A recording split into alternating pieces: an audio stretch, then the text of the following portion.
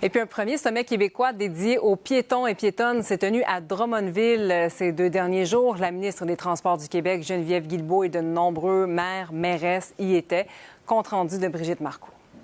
Plus de 200 personnes participent à ce premier sommet québécois dédié aux piétons. Au cœur des discussions, la cohabitation entre les marcheurs, les cyclistes et les nouvelles réalités du transport actif. Dans son allocution, la ministre des Transports, Geneviève Guilbeault, a rappelé que le plan de sécurité routière lancé il y a quelques semaines vise entre autres à sécuriser les déplacements des adeptes du transport actif.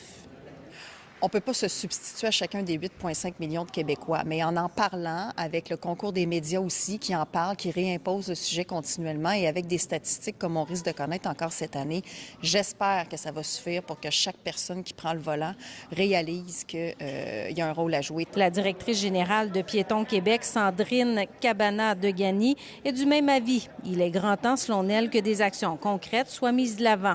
2022 a été le pire bilan routier chez les piétons des 15 dernières années avec 79 décès sur les routes. Donc, ça doit vraiment être l'électrochoc qui nous pousse à l'action, autant au niveau municipal qu'au niveau du gouvernement du Québec pour agir pour la sécurité des piétons. La mairesse de Magog, Nathalie Pelletier, et celle de Longueuil, Catherine Fournier, ont participé à un panel sur le rôle des élus dans le développement des villes où la population se déplace de plus en plus à pied. Au niveau des piétons, on est quand même assez bien servi à Magog au niveau des liens. Au niveau des liens cyclistes, ce qu'on s'est rendu compte avec notre travail, c'est que tout ce qui était plutôt récréatif, c'était assez bien desservi. Mais utilitaire, là, on a des défis. Un rôle important en tant qu'élus municipaux de pouvoir encourager les transports actifs, puis ça passe pas seulement par la sensibilisation, mais ça passe surtout par des aménagements qui le permettent, parce qu'il n'y aura pas de changement de comportement si on n'a pas d'abord accès aux infrastructures qui donnent le choix. Satisfait de ce premier sommet québécois, Piétons Québec n'exclut pas la possibilité de renouveler l'expérience dans les prochaines années.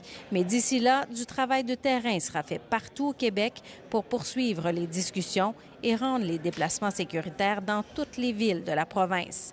Ici Brigitte Marcoux, Radio-Canada, à Drummondville.